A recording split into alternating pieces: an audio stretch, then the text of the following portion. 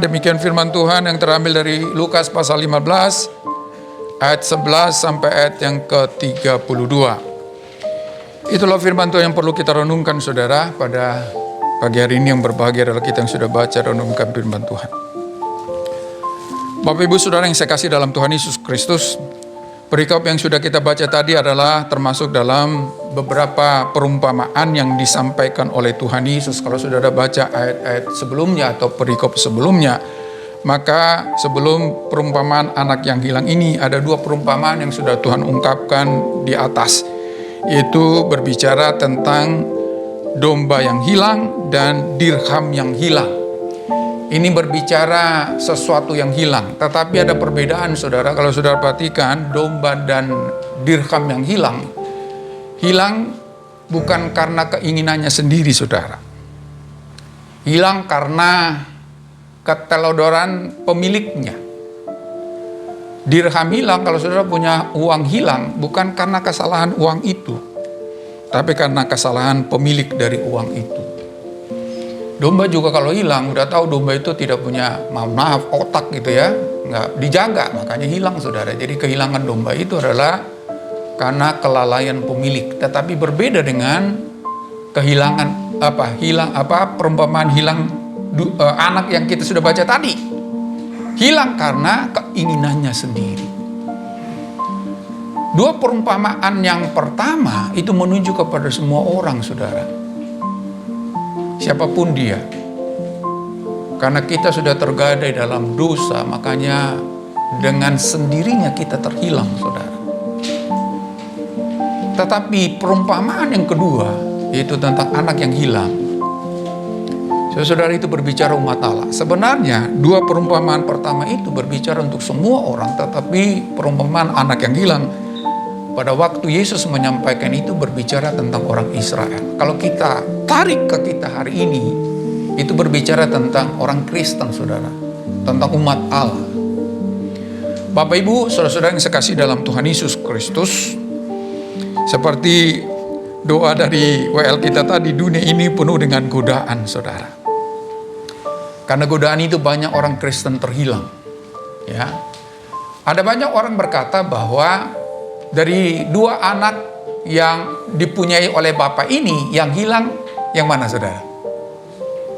Ya, pada umumnya adalah yang bungsu. Betul, memang tanpa kita diskusikan pun itu adalah yang bungsu. Tetapi tahukah saudara, yang sulung juga hilang? Mari kita akan lihat nanti, saudara. Baik yang bungsu maupun yang sulung terhilang, saudara. Saya tidak tahu apakah ini gambaran dari kita. Kalau ini gambaran dari kita, mari kita menyimaknya, saudara.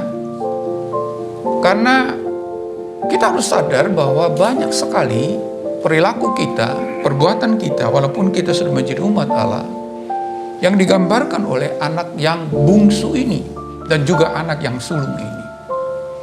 Apa itu? Mari kita perhatikan, saudara. Kita mulai dengan anak yang bungsu. Kalau saudara perhatikan, kenapa dia disebut anak yang terhilang, saudara? Mari perhatikan apa yang dikatakan oleh anak yang bungsu itu kepada bapaknya. Kita baca ayat yang ke-12.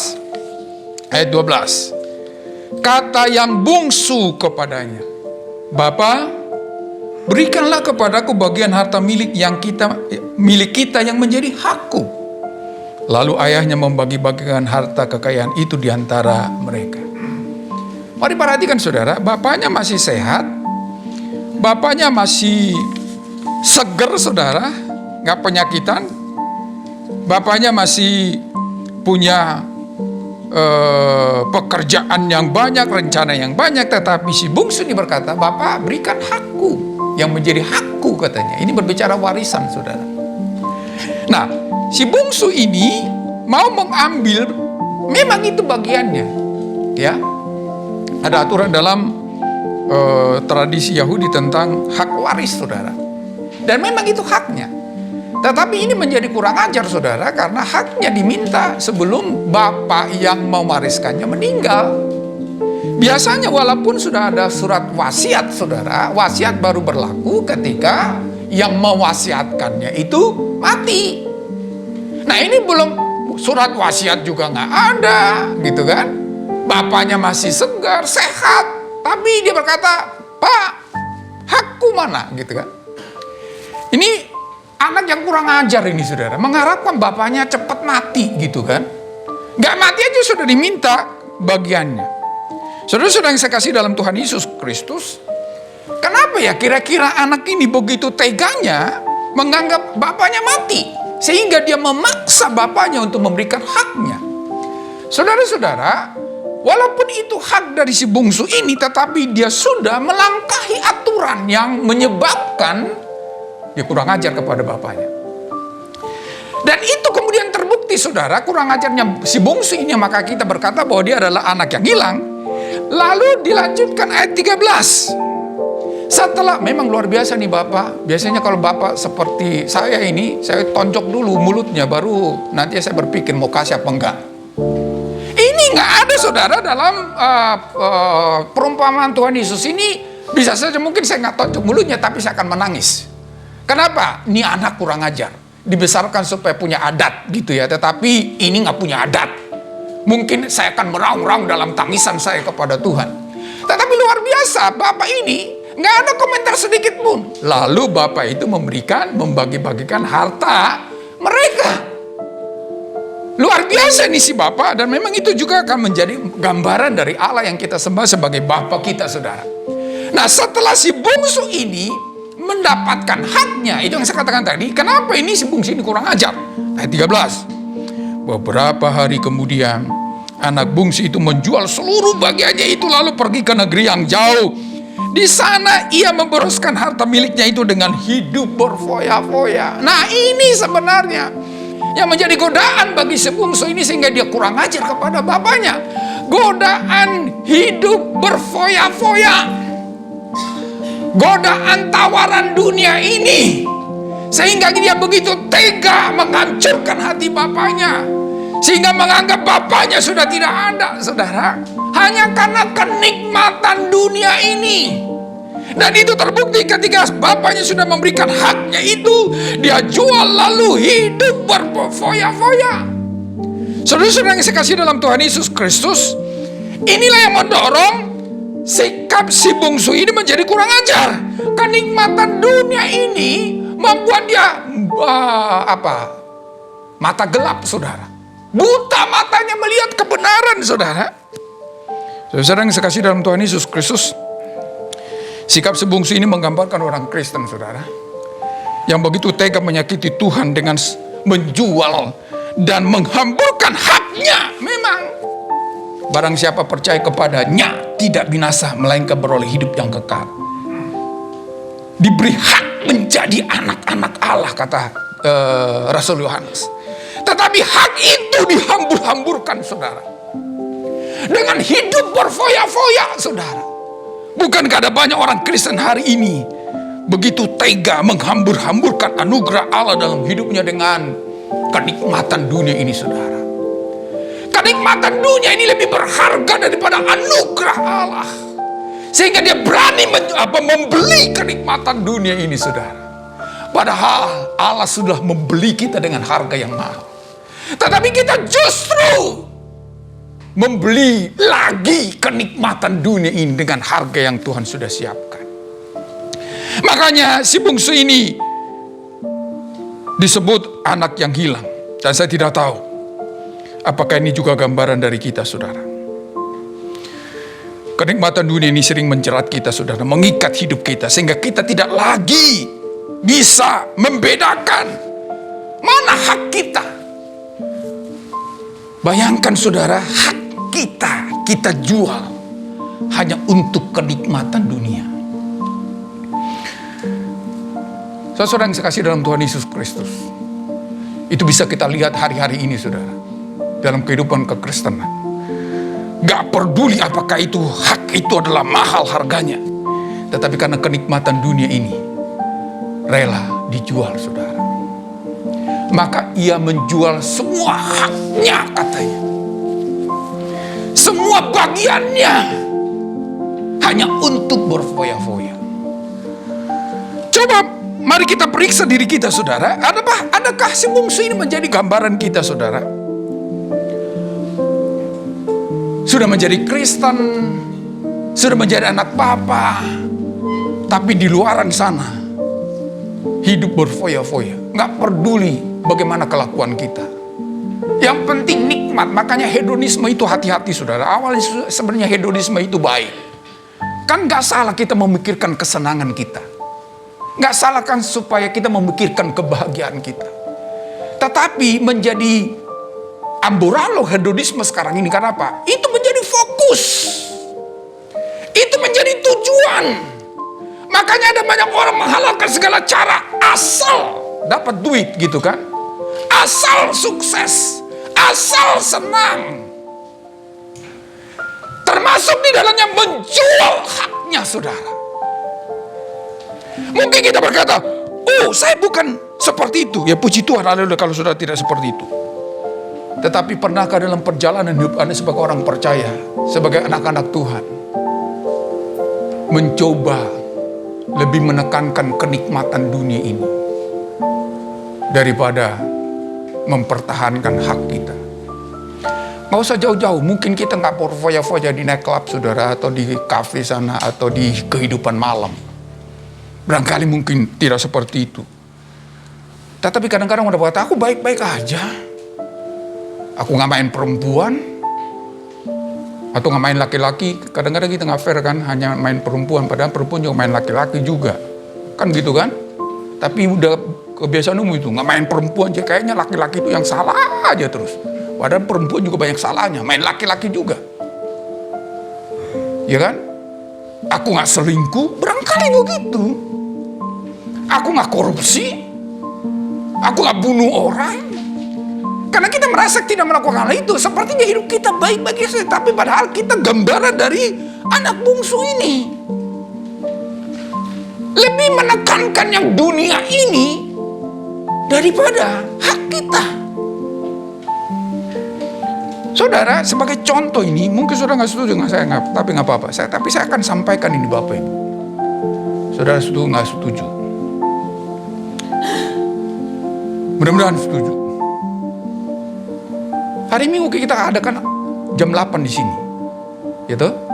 Udah komitmen ya, jam 8 di sini. Tetapi terkadang Bapak Ibu, bukan karena ada acara, bukan karena ada sesuatu, tapi terkadang jam 8 Minggu di sini bisa dikorbankan loh. Karena keperluan yang lain, karena kenikmatan dunia ini. Coba pikirkan Bapak Ibu. Tuhan, aku jemaat di GKRI Penil Karawaci. Gereja ini beribadah jam 8 pagi setiap hari Minggu. Tetapi tiba-tiba kita nggak datang, saudara. Bukan karena nggak ada sesuatu, tetapi karena kenikmatan dunia ini. Bisa Bapak Ibu, bisa. Mari makanya coba lihat. Adakah saya menjual hakku itu? Memang nikmat, saudara.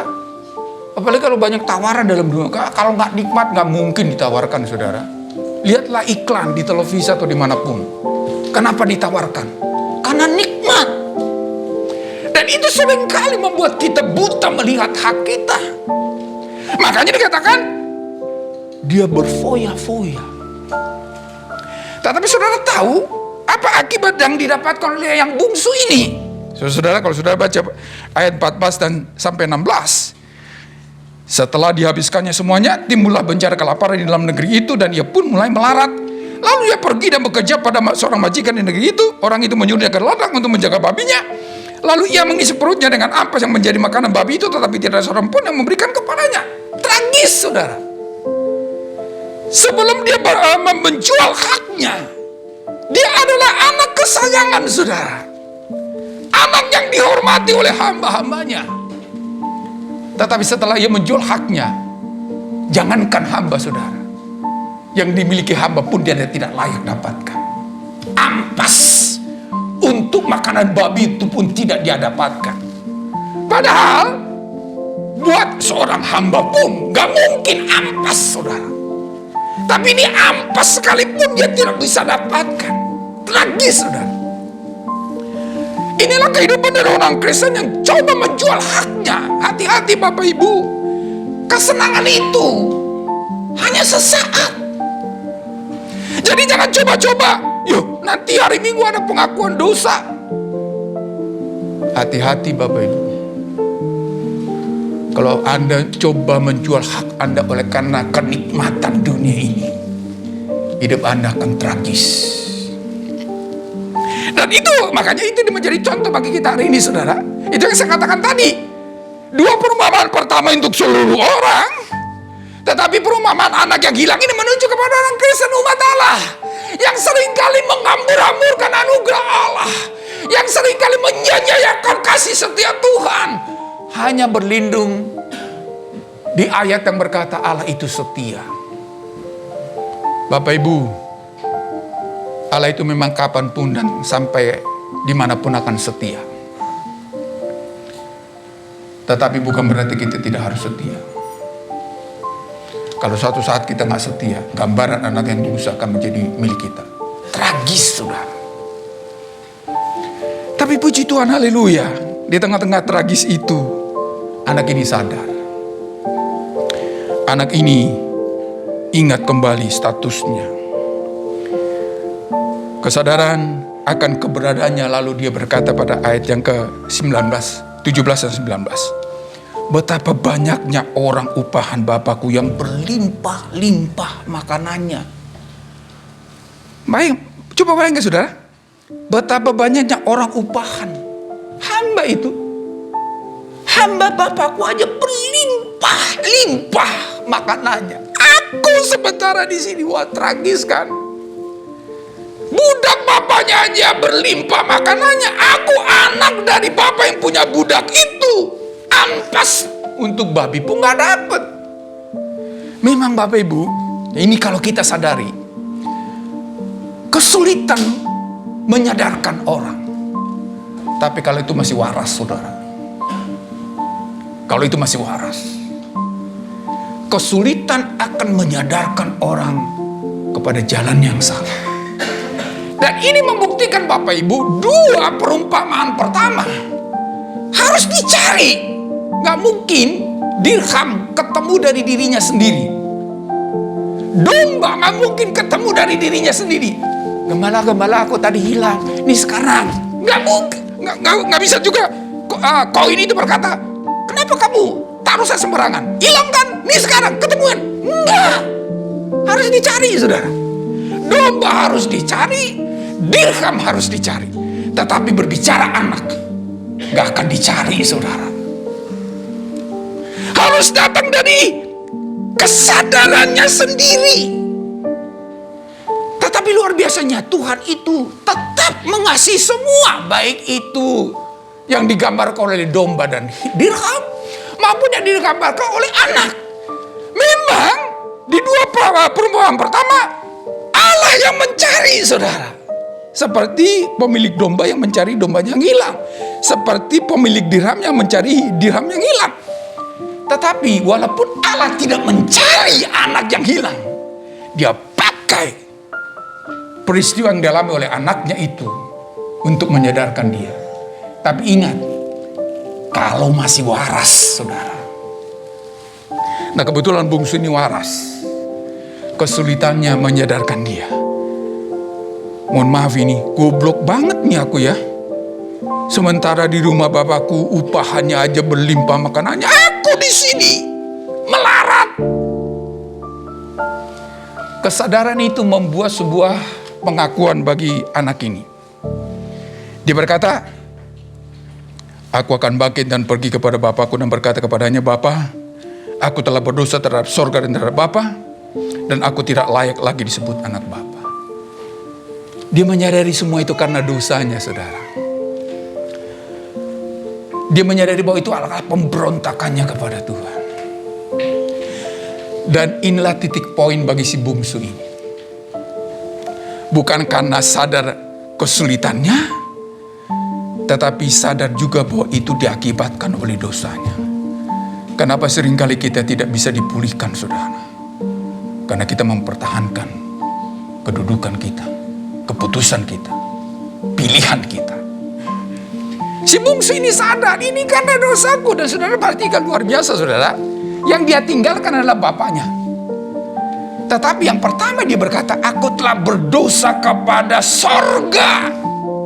Saudara tahu, dosa itu bukan sekedar permasalahan antara kita dengan orang, saudara. Antara saya dengan bapak saya, bukan. Terlebih dosa antara saya dengan Tuhan. Itulah yang membuat dosa itu menjadi sebuah hal yang krusial, saudara. Yang sungguh-sungguh tidak main-main. Karena kita lakukan terhadap Tuhan. Barangkali ada banyak orang hari ini, ketika melakukan dosa, lalu sembunyi-sembunyi. Karena misalkan orang selingkuh itu, kenapa terus selingkuh, saudara? Nggak tahu kok istri saya atau suami saya, kan gitu kan? Nggak ada yang tahu kok, istri saya nggak tahu, suami saya nggak tahu, selingkuh aja terus. Tetapi saudara tahu nggak tahu istri atau pasanganmu itu, yang engkau lakukan adalah dosa terhadap Tuhan, saudara. Ketika engkau melakukan sebuah keputusan yang salah, hal itu bukanlah sesuatu yang melanggar hukum saja, menyakiti orang lain, tetapi terlebih daripada itu menyakiti hati Tuhan. Itulah sebabnya sebenarnya sebelum kita memutuskan sesuatu, sadarilah bahwa itu menyakiti Tuhan, saudara. Bukan hanya menyakiti pasanganmu, bukan hanya membohongi atasanmu, bukan hanya melukai anak-anakmu, bukan hanya menghancurkan hati bapak dan ibumu, bukan. Tetapi menghancurkan hati Tuhan. Si bungsu ini berkata, aku telah berdosa terhadap sorga. Memang kemudian terhadap Bapa. Itulah sebabnya Bapak Ibu, dia mengambil keputusan untuk bertobat dan kembali kepada Bapaknya. Karena hanya lewat itu pemulihan terjadi, saudara. Jangan pernah mempertahankan pilihanmu, padahal engkau tahu itu adalah sebuah pilihan yang salah. Cari-cari alasan, saudara. Cari-cari pembenaran. Si bungsu hanya bisa dipulihkan kalau bertobat. Itu saja, nggak bisa enggak. Nggak ada pilihan yang lain, saudara. Karena si bungsu tahu bahwa itu adalah pilihan satu-satunya. Dia tidak hanya merenung, di rumah bapakku banyak makanan, aku kelaparan di sini, aku telah berdosa kepada sorga dan bapakku, tapi tidak ambil tindakan. Selain dia sadar dan mengakui, dia bertindak untuk melaksanakannya, saudara. Kenapa seringkali ada banyak orang tidak dipulihkan? Ngaku sih, tapi tidak pernah berpaling. Bertobat itu berpaling 180 derajat loh, saudara. Dari ke timur ke barat, dari utara ke selatan. Jangan dari timur balik lagi timur, saudara. Bergerak sih, tapi balik lagi ke tempat semula. Tinggalkan dosa, kembali kepada Tuhan. Itulah yang dilakukan oleh si bungsu ini. Dan saudara tahu apa yang dilakukan oleh bapaknya? Sebelum si bungsu ini ngaku, saudara, memang harus ada pengakuan juga. Si bapak itu sudah berlari. Kenapa? Karena ternyata tiap hari dia tunggu. Tiap hari dia lihat. Ketika anaknya memunggungi dia, disitulah tiap hari bapaknya melihat, saudara. Kapan anakku kembali? Kapan anakku kembali? Kapan anakku kembali? Kenapa? Karena kembalinya anak itu hanya dari diri anak itu. Gak mungkin bapak itu cari. Saudara-saudara yang saya kasih dalam Tuhan Yesus Kristus, kesadaran anak itu membuat si bapak tergerak untuk berlari menjemput dia, saudara. Dan apa yang dilakukan? Memeluk. Coba perhatikan konteksnya. Dia adalah penjaga babi. Saudara-saudara, kotoran babi itu baunya minta ampun, saudara. Tapi dia peluk, katanya dia cium anak, gak peduli baunya setengah sebuah apa dia. Kenapa? Karena memang kasihnya melebihi daripada pemberontakan si bungsu ini. Saudara-saudara yang saya kasih dalam Tuhan Yesus Kristus, Kalau Anda masih tetap nyaman dalam dosa, hati-hati, nggak ada pengampunan. Itulah sebabnya Allah gugah kita di tengah-tengah penyimpangan dan dosa kita. Dia buat segala sesuatu untuk menggugah hati kita, untuk sadar dan kembali, saudara. Tapi itu kalau masih waras. Lihat orang gila di jalanan, dia nggak pernah sadar bahwa dia telanjang, saudara. Tetapi kalau kita sadar, Tuhan akan pakai, saudara. Makanya tidak kebetulan ada kesusahan, ada kesulitan. Bukan berarti kesusahan kesulitan karena dosa kita, bukan. Bukan Bapak Ibu, tetapi apapun Allah akan lakukan untuk menggugah hati kita kembali. Tapi kalau kita cari-cari pembenaran, tidak ada pemulihan, saudara. Saya tidak tahu kenapa saya harus menyampaikan firman Tuhan ini hari ini. Saya tidak menganggap saudara menjadi anak bungsu, bukan. Tapi mari kita bercermin, Bapak Ibu, termasuk saya yang khotbah ini.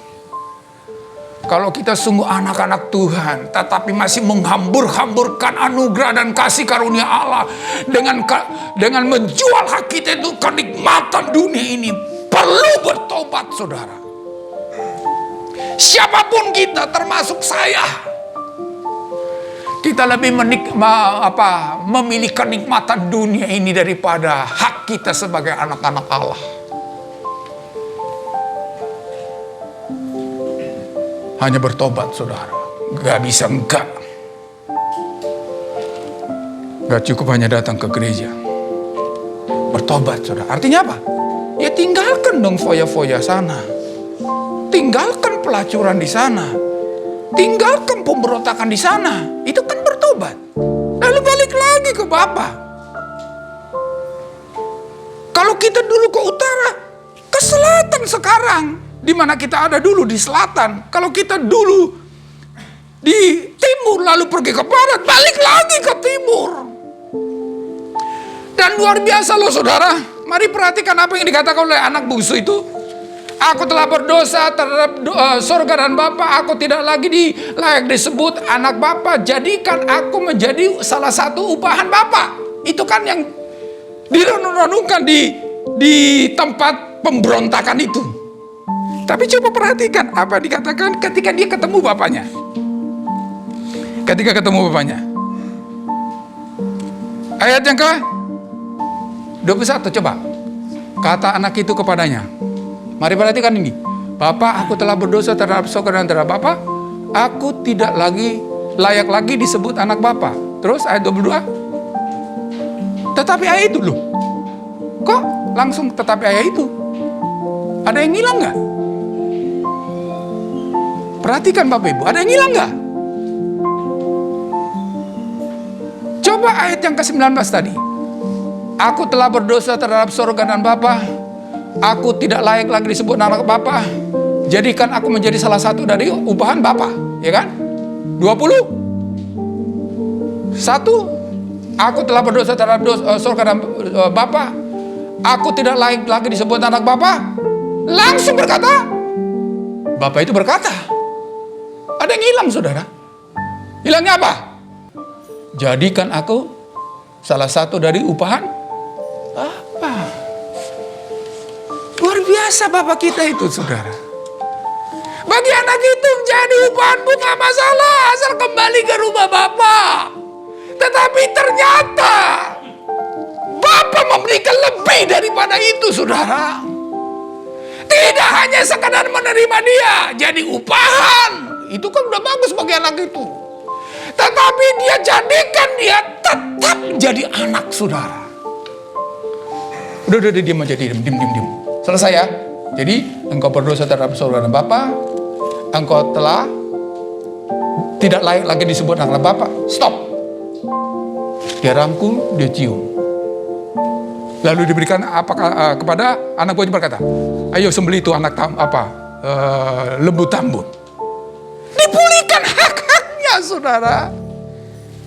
Walaupun keinginan anak ini adalah menjadi salah satu upahan bapaknya, tetapi Allah, Bapa itu yang digambarkan di sini, justru memberi lebih, saudara. dipulihkan, bukan sekadar kamu udah berontak ya, aku tetap anak sih, tapi hakmu sudah engkau jual kan? Sudah. Jadi anak gak punya apa-apa lagi ya. Tidak, saudara. Dia balikin lagi, dia kasih cincin, dia kasih jubah, dikasih sepatu. Itu menunjukkan pemulihan hak-haknya. Itu bisa kenapa? Bertobat, saudara. Jadi kalau anak ini coba-coba cari-cari alasan dan pembenaran, Bapak sih kenapa sih kemarin? Itu kan saya hanya cuma bercanda, Pak. Kok kenapa dikasih? Coba kalau Bapak nggak kasih, karena aku nggak hancur-hancuran begini. Enggak, saudara. Bapak sih nggak terlalu arif. Coba kalau Bapak berkata, nah, jangan kurang ajar, harus sopan kepada orang tua. Kan Bapak masih ada. Kenapa kamu minta hakmu? Bapak masih ada. Tapi Bapak kok diam aja, gitu kan? Cari pembenaran itu, saudara. Tetapi kalau ketika dia sungguh-sungguh bertobat, Bapak itu tidak memperbolehkan pemberontakannya. Itu yang bungsu, saudara. Saya nggak tahu kita yang bungsu apa enggak. Walau kita berkata, oh enggak, saya bukan bungsu. Puji Tuhan, haleluya. Kalau saudara-saudara tidak bungsu. Mari kita lihat yang sulung, saudara. Kenapa saya katakan yang sulung juga hilang? Ayat 29. 29, saudara. Ketika dia tahu ada rame-rame di rumahnya, ada pesta, dia tanya, ada apa itu? Wah, bapakmu bikin pesta karena adikmu udah kembali dengan sehat. Gak seneng dia, saudara. Gak senang. Dari ketidaksenangannya ditunjukkan ayat yang ke-29. Telah bertahun-tahun aku melayani Bapa dan belum pernah aku melanggar perintah Bapa. Tetapi kepadaku belum pernah Bapa memberikan seekor anak kambing untuk bersuka cita dengan sahabat-sahabatku. Saudara-saudara, padahal apa kata bapaknya? Ayat yang ke-31, anakku, engkau selalu bersama-sama dengan aku dan segala kepunyaanku adalah kepunyaanmu. Ironis kan? Memiliki segalanya, tapi kambing pun gak punya. Makanya kalau si bungsu hilang jauh dari rumahnya, si sulung hilang justru di rumahnya sendiri. Punya segalanya, tapi miskin, saudara. Kenapa miskin? Kambing pun gak punya. Makanya saya katakan tadi, si sulung pun hilang. Banyak orang Kristen hari ini, saudara, percaya Yesus, tetapi nggak ada tanda-tandanya dia percaya Yesus, saudara. Kaya, tapi nggak terlihat kekayaannya. Berantem iya. Ya makanya nih, datang adiknya yang harusnya disyukuri, justru sakit hati dan terluka. Aneh kan? Harusnya dia juga seperti bapaknya. Mana adikku itu, dia rangkul dan dia cium. Tetapi ini enggak, saudara, justru terluka, justru sakit hati. Bapakku enggak adil. Anaknya yang telah menghabiskan kekayaannya pulang dikasih pesta. Sedangkan aku tidak pernah tinggalkan bapakku, enggak ada pesta sehari pun yang menyukakan hatiku. Padahal bapaknya berkata, anakku, semua milikku. Tetapi dia menjadi miskin di rumah bapaknya yang kaya, saudara. Hati-hati, mari perhatikan ini, saudara. Si sulung ini tidak rupanya seperti upahan, saudara. Seperti budak di rumah bapaknya sendiri. Saudara, jadi seperti upahan, sakit hati karena adiknya pulang, lalu menjadi pendakwa adiknya. Ayat yang ke-28. Ayat yang maka marahlah anak sulung itu dan ia tidak mau masuk. Ketika bapaknya datang, dia berkata apa? Tetapi baru saja datang anak bapak yang telah memboroskan harta kekayaan bapak bersama-sama dengan pelacur-pelacur. Bingung saya ini, saudara. Katanya tidak pernah tinggalkan bapaknya. Kok tahu ya adiknya main pelacur, saudara? Ada dua kemungkinan. Berarti dia juga sama dengan adiknya. Sementara dia ada di rumah bapaknya. Itu kemungkinan pertama, saudara. Tapi kalau melihat pernyataannya, mudah-mudahan dia nggak bohong itu. Aku tidak pernah meninggalkan Bapa. Berarti dia nggak pernah melacur itu. Berarti mungkin kemungkinan pertama bisa gugur, saudara. Tapi kemungkinan kedua apa? Menghakimi adiknya. Baru saja anak Bapa yang melacurkan diri gitu kan. Siapa dia sehingga dia bisa menghakimi adiknya? Justru seperti bapaknya harusnya nggak ngomong apa-apa loh. Dirangkul, dicium. Bukankah ada banyak orang Kristen hari ini, saudara, melihat pertobatan orang justru iri dan dengki, saudara. Melihat perubahan hidup orang justru dicurigai, dihakimi, saudara. Makanya hilang juga. Hilang juga, saudara. Banyak orang Kristen persis sulung ini, saudara, tidak sedikit yang mengaku diri Kristen tapi hidup dalam kepahitan dan dendam, saudara, dengan saudaranya sendiri. Mari perhatikan, kalau saudara masih dendam dengan saudara Anda sendiri, si sulung kita,